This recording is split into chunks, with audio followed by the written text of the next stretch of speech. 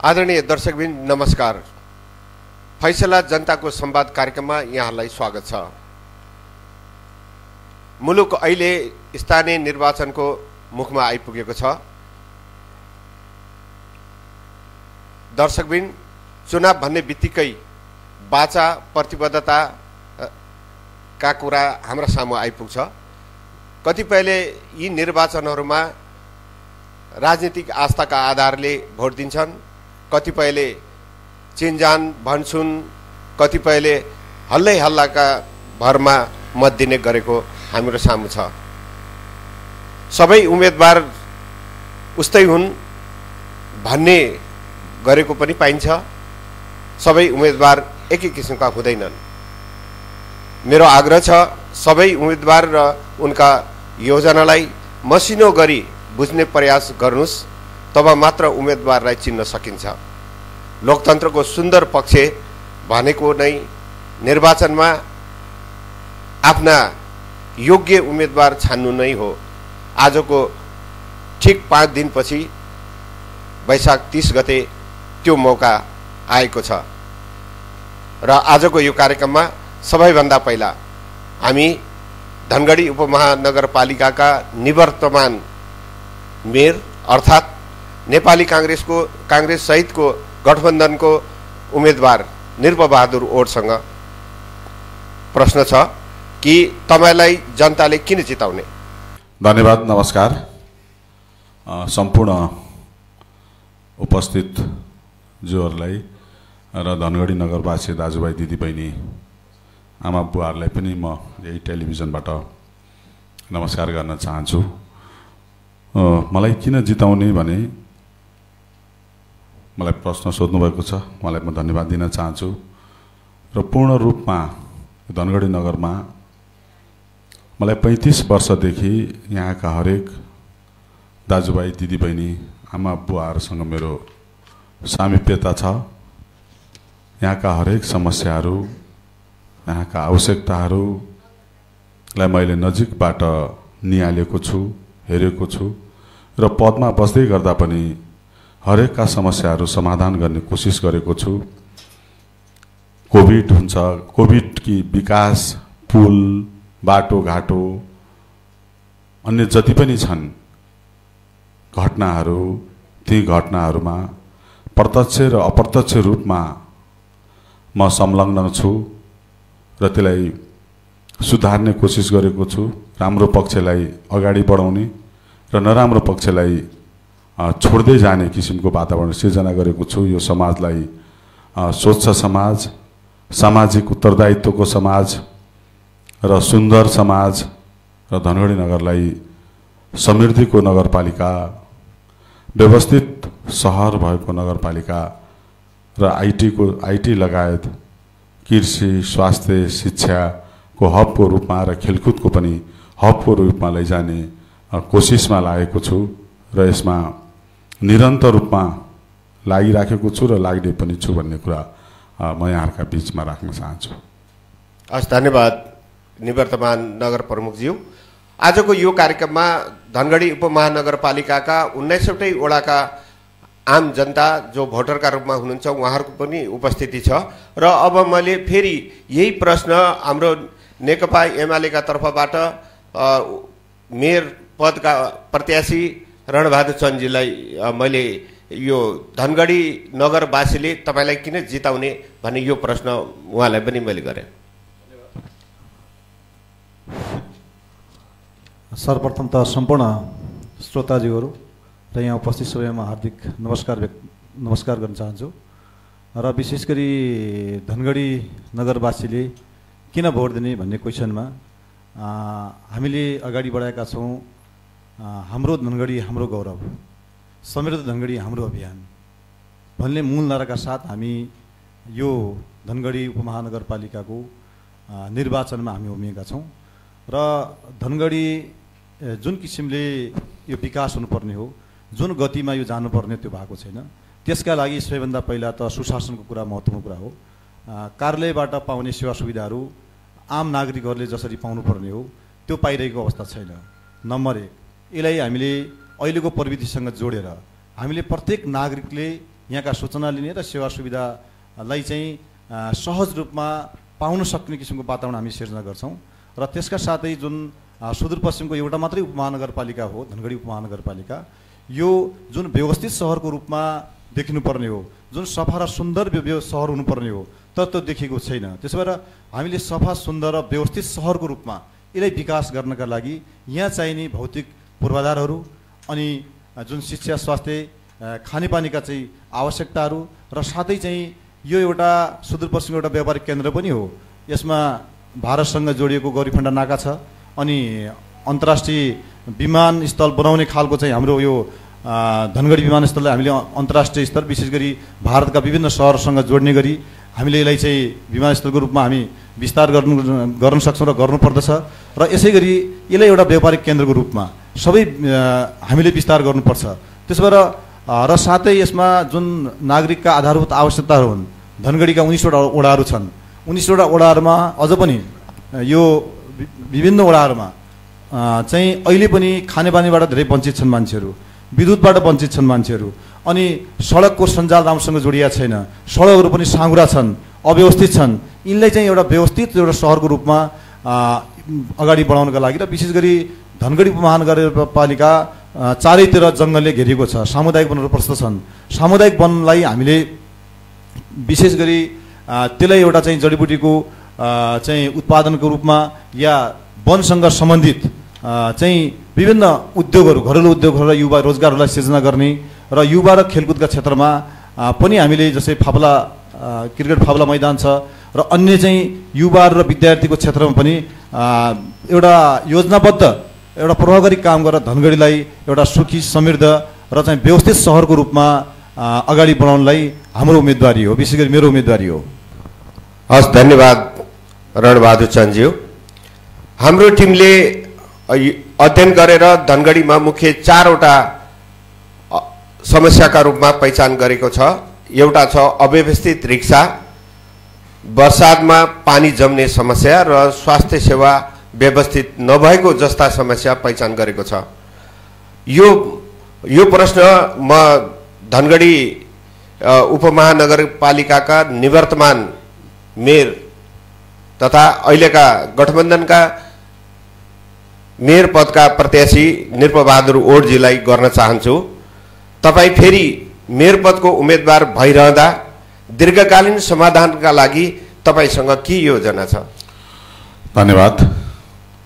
Electric रिक्सा वास्तवमै हामीले चुनाव जितिसकेपछि तुरुन्तै इलेक्ट्रिक रिक्सा हामीले रोकेका थियौँ र त्यो रोक्ने क्रममा त्यो अधिकार हामीसँग नभएका कारणले, त्यो प्रदेशसँग त्यो अधिकार भएका कारणले प्रदेशले हामीले रोकेर पनि प्रदेशले त्यसलाई निरन्तरता दियो।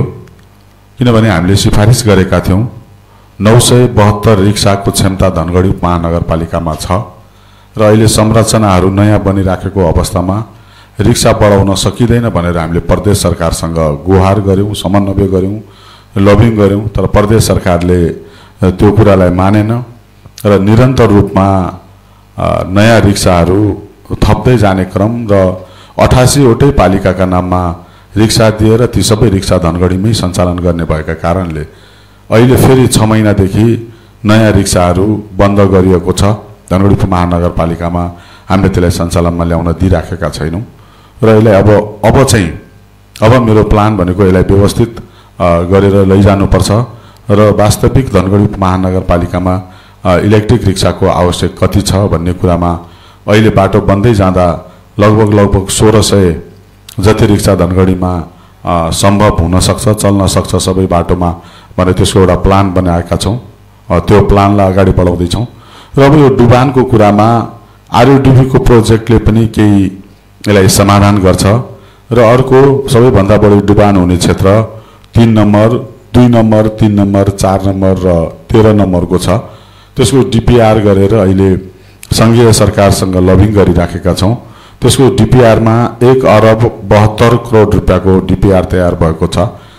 त्यो डिपिआर अनुसार अहिले सङ्घीय सरकारको बजेटमा अहिले भर्खर 1 महिना जति भयो सङ्घीय सरकारसँग हामी लबिङ गर्दैछौँ र त्यसलाई बहुवर्षीय टेन्डरमा खोल्ने तयारी गर्दैछौँ। र अर्को एउटा समाधान भनेको 10 करोड रुपियाँ बराबरको नेतु अताल काम अहिले निरन्तर भइराखेको छ। 10 करोडमा हामीले टेन्डर गरेका थियौँ। 5.5 करोड रुपियाँ टेन्डर बोलेर काम भइराखेको छ र विद्युत अगाडि पनि हामी नाली निर्माण गर्दैछौँ। त्यो समस्या समाधान हुन्छ होला। फोहोर मैला व्यवस्थापनको हामी सुरुदेखि त्यो आरयुडिपीको प्रोजेक्ट हो, सुरुदेखि त्यो प्रोजेक्टमा लागेका थियौँ र यहाँ केही व्यक्तिका कारणले, केही व्यक्ति भन्दा पनि निश्चित एकजना व्यक्तिका कारणले त्यो प्रोजेक्ट चाहिँ फेल भयो। त्यो प्रोजेक्ट फेल भइसकेपछि केही वर्ष डिले हुन गयो र अहिले 2-3 महिना जति भएको छ क्याबिनेटबाट फोहोर मैला व्यवस्थापनको निर्णय हामीले गरेर अब टेन्डरको तयारीमा छ सङ्घीय सरकार। अब टेन्डर तुरुन्तै टेन्डर गर्छ होला, आज भोलि अथवा 2-4 दिन 5-7 दिन कहिले हुन्छ, अथवा यो आचार संहिताले हुन्छ कि हुँदैन थाहा छैन। तर लबिङ गर्दाखेरि हामी छिटोभन्दा छिटो टेन्डर गर्ने तयारीमा छौँ। वार्ड नम्बर 7 मा जमिनको क्याबिनेटबाट निर्णय भइसकेको छ। अब हामी टेन्डरको तयारीमा छौँ। हस्, धन्यवाद। यो विषय हो र आम जनताहरूलाई के छ भने झडी आउने बित्तिकै यहाँ चाहिँ डुबान पर्छौँ कि भन्ने खालको चिन्ता छ। जस्तै विशाल नगरको कुरा त्यस्तै देखिन्छ, खानेपानी टोलको कुरा त्यस्तै देखिन्छ, अनि बस पार्क पछाडिको पुरै डुबानमा पर्छ, उत्तर बेडीमा त्यसै डुबान पर्छ, यो शिवनगरतिर झन् त्यो डुबान पर्छ। तर के हो भने यो सबै धनगढी डुबान पर्दा पनि यसको निकास चाहिँ राम्रोसँग दिन सकेका छैन। त्यो खालको चाहिँ प्लान जुन खालको दिनुपर्ने त्यो दिइसकेका छैन। तर यसका लागि चाहिँ हामीले सङ्घीय सरकार र प्रदेश सरकारको सहकार्य गरेर नगरपालिकाले एक खालको योजनाबद्ध रूपमा अगाडि बढाउने हो भने यो ठुलो समस्या छैन, यो समाधान गर्न सकिन्छ। त्यसमा इच्छा शक्ति चाहिन्छ। तर अहिलेको नेतृत्वमा खास इच्छा शक्ति नभएर हो कि के हो होइन, तर चाहिँ उहाँले काम गर्न सक्नु भएन। आम जनताहरूमा निराशा छाइरहेको छ। त्यसो भएर हामी विजय प्राप्त गऱ्यौँ भने यो ढल निकास, यहाँको डुबान हामी तुरन्त यो समाधान गर्नेतर्फ हामी अगाडि बढ्छौँ। र जुन यातायातको सन्दर्भमा छ, यहाँ धनगढी मैले सुरुमै भने अव्यवस्थित छ। यो कुनै प्लानको आधारमा नबनेको बजार भएको हुनाले यहाँ चाहिँ एउटा बाटोमै त्यहाँ रिक्सा, त्यहीँ ट्रक, त्यहीँ ट्र्याक्टर, त्यहीँ मान्छे हिँड्ने सबै एउटै लाइनमा छ, त्यहीँ बजार फेरि पनि। त्यसो भएर यसमा चाहिँ के हो भने यो अटो रिक्सा, पहिला रिक्सा थियो, अहिले त्यसपछि अटो रिक्सा आयो। अटो रिक्सा धनगढीमा दर्ता गरेको भन्दा पनि यो बाहिरी दर्ता गरेको, विशेष गरी गोदावरीतिर अरू पालिकामा दर्ता गर्ने, अनि धनगढीमा जुन ल्याएर यहाँ चलाउने जुन खालको चाहिँ प्रवृत्तिको विकास भएको छ, यो चाहिँ नगरपालिकाले रोक्नुपर्ने हो। यो नगरपालिकाले रोक्न सकेन। त्यसले गर्दा अस्तव्यस्त भएको हो। धेरै मान्छे किन धनगढी नगरपालिकामा दर्ता नगर्ने, बाहिर दर्ता गर्ने, अरू पालिकामा चलाउँछ भनेर अनुमति लिने, तर यहाँ चलाउने, त्यस्तो भएर यो चाहिँ नगरपालिकाले त्यो रोक्नुपर्ने हो नि त। त्यो रोक्न सक्नु भएन, मेयर साहबलाई श्रद्धा हुन्छ त्यो होइन। त्यसो भएर अरू बजारलाई व्यवस्थित गर्ने, सफा सुग्घर राख्ने सन्दर्भमा यो बजारमा जसरी अब तपाईँ यो व्यावसायिक केन्द्र पनि हो, यहाँ चाहिँ सार्वजनिक शौचालयहरू अनि स्नानघरहरू होइन, नभए अब ठाउँ नभएपछि त्यो घुम्ती शौचालयहरू हुनुपर्ने हो। शिक्षाको क्षेत्रमा कैलाली बहुमुखी क्याम्पस उसै सुदूरपश्चिमको एउटा केन्द्रबिन्दु हो। यसलाई चाहिँ हामीले सुदूरपश्चिम विश्वविद्यालयसँग समायोजन गर्दै यसो कामलाई अलि छिटो अगाडि बढाउने र चाहिँ यसलाई चाहिँ प्राविधिक शिक्षाको रूपमा, प्राविधिक शिक्षालयको रूपमा हामीले यसलाई विकास गर्दै लगेर जान्छौँ। र प्रत्येक चाहिँ वडाहरूमा एउटा प्राविधिक शिक्षालय कम्तीमा त्यो खालको व्यवस्थापन गर्छौँ। हजुर, यही प्रश्न नेपाली काङ्ग्रेसका उम्मेदवार निर्मबहादुर ओड्जीलाई, यो उपमहानगरपालिकालाई विकसित सहर बनाउन र नगरवासी भएकोमा प्रत्येक नगरवासीले गौरव गर्न सक्ने वातावरण सिर्जना गर्न के योजना छ तपाईँसँग? धन्यवाद। हाम्रो रणबहादुर चन्दजी इच्छा शक्ति नभएको भन्ने विषयमा गइराख्नु भएको छ। अधिकतर इच्छा शक्ति कोसँग कति छ भन्ने कुरा त जनता र श्रोता नागरिकहरूले बुझेको छ। धनगढी महानगरपालिकाको निवर्तमान मेयर निरपोहोडको इच्छा शक्ति कति छ भनेर 4 वर्षसम्म आँखा चिम्लेर बसिराख्ने, अनि अब पदमा अझै पदमा आउनका लागि चाहिँ इच्छा शक्ति देखाउनु पर्ने विषय भन्दा पनि धनगढी उपमहानगरपालिकालाई सुन्दर उपमहानगरपालिका बनाउने हो। त्यो बनाउने क्रममा धनगढी उपमहानगरपालिकाले पूर्ण रूपमा आफ्नो जग बसाइसकेको छ। यसरी बुझ्न अनुरोध गर्न चाहन्छु नगरवासीलाई। त्यो नगरवासीले राम्ररी बुझाए पनि छ। निरपोहोड ब्युटिफिकेसन मात्रै दिने हो। त्यसैले गर्दा स्वास्थ्यका क्षेत्रमा 3 वटाको चाहिँ हस्पिटलको निर्णय गरेर वार्ड नम्बर 7 बेलीमा हामीले हस्पिटल नै अहिले इमर्जेन्सी खालको हस्पिटल नै सुरु गरेर त्यसका अरू विङ्सहरू थप्न बाँकी छ। 19 नम्बरमा हस्पिटललाई लैजाने भनेर यही परिषदबाट निर्णय योभन्दा अगाडिको परिषदमा निर्णय गरेका छौँ। तर के भने कोभिडका कारणले त्यसलाई विस्तार गर्न सकिएन। 16 नम्बरमा हस्पिटलकै रूपमा तयारी अवस्थामा छ। र बाटोघाटोको कुरा गर्ने हो भने पनि अब आरयुडिपीको 11 किलोमिटरको काम भइराखेको छ, जुन यहाँको सरकारमा फिर्ता जाँदै थियो। आरयुडिपी फिर्ता गइसकेको अवस्था थियो र अहिले 11 किलोमिटरको फेरि टेन्डर निस्किँदैछ। अबको तुरुन्तै यो आचार संहिताले होला जस्तो लाग्छ मलाई। 11 किलोमिटरको म अस्ति भर्खर चुनावभन्दा 15 दिन अगाडि मात्रै त्यसको जम्मै प्रोसेसहरू निप्टाएर काठमाडौँबाट आएको। ठुलो बस पार्क क्याबिनेटमा छ।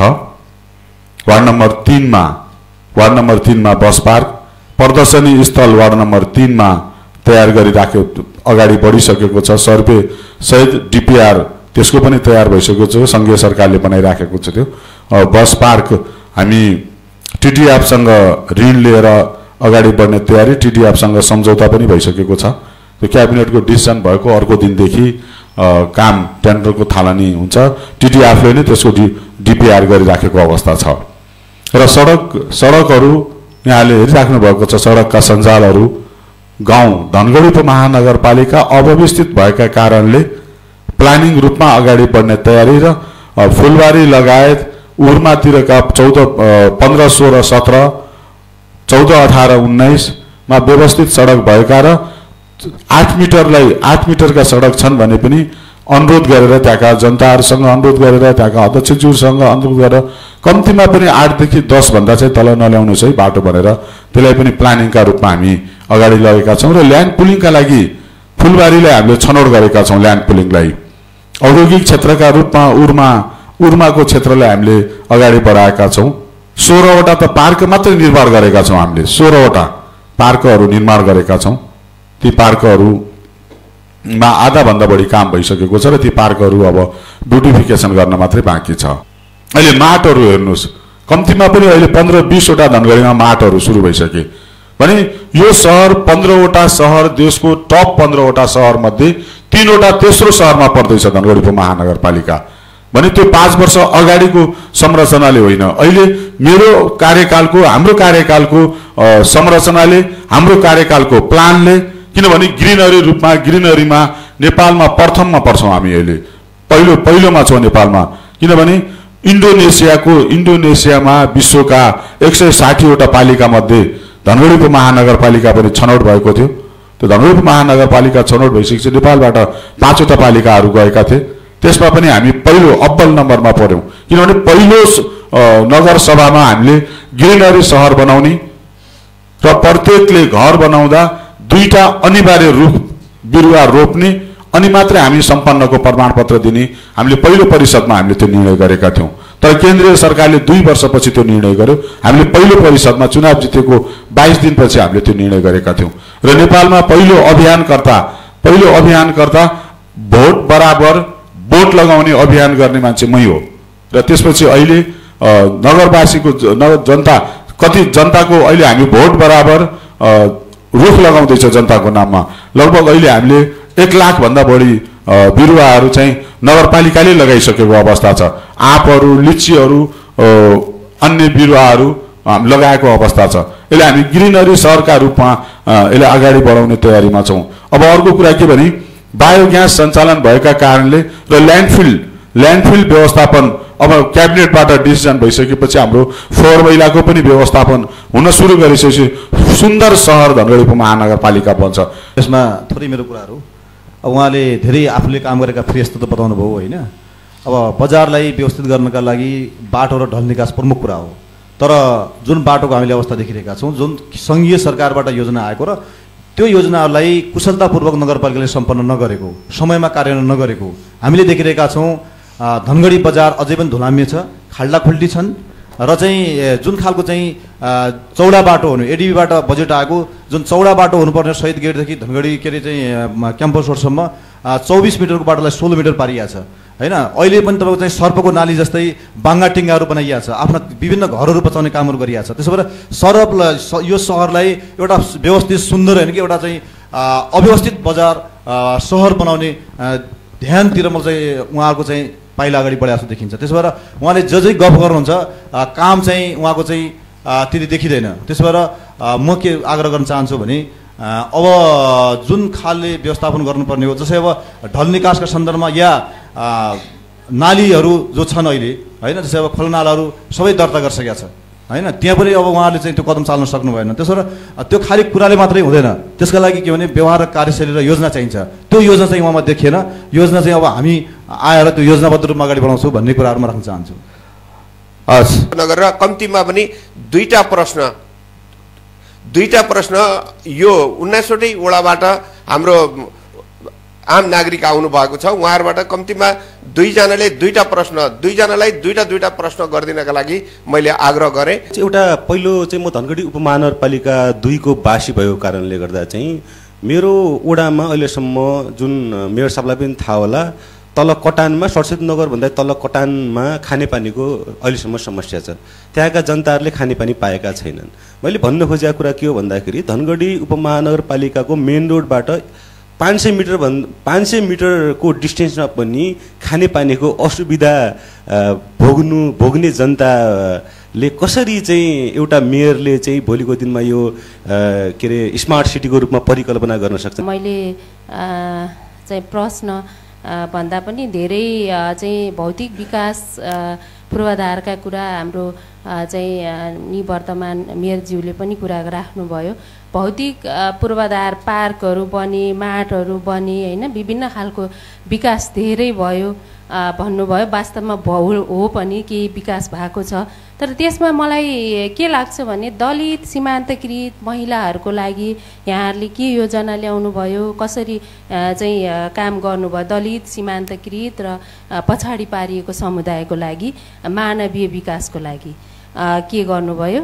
र यही प्रश्न चाहिँ अब चाहिँ हाम्रो रणबहादुर चन्दज्यू अब आगामी चाहिँ उहाँ प्रत्याशी हुनुहुन्छ र उहाँले के योजना ल्याउनु भएको छ त्यो पनि उहाँलाई पनि प्रश्न छ। हस्, धन्यवाद। अब दुवैजना प्रत्याशीज्यूहरूलाई सबैभन्दा पहिला मेयर साहब, निवर्तमान मेयर साहब। तपाईँलाई धन्यवाद दिन चाहन्छु। विकास जुन किसिमको रफ्तारले जानुपर्ने थियो त्यो किसिमको गएन भन्ने कुरामा यो कुरा यहाँहरूलाई पनि थाहा छ। विकास कसरी र किन रफ्तारमा गएन भन्ने कुरा।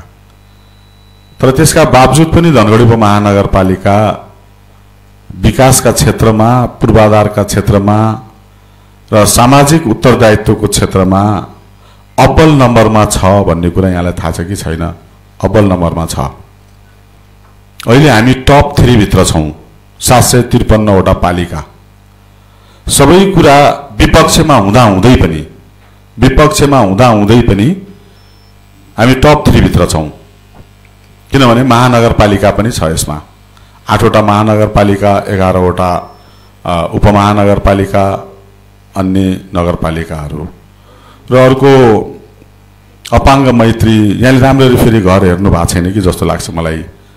अपाङ्ग मैत्री छ, स्तनपान गृह छ, सबै भवनहरूमा जति पनि धनगढी उपमहानगरपालिकाले निर्माण गरेका छन् र निर्माण गरेका बाहेक सरकारी घरहरूलाई पनि हामीले निर्णय गरेर त्यहाँ पनि अपाङ्ग मैत्री र स्तनपान गृह हुनुपर्छ भनेर दबावका साथ लिखित रूपमा उहाँहरूलाई पनि हामीले पत्रचार गरेका छौँ।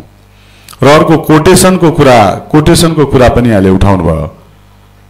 प्राविधिक कुरा, पहिलो कुरा त हामीले प्राविधिक कुरा बुझ्न जरुरी पनि हुन्छ।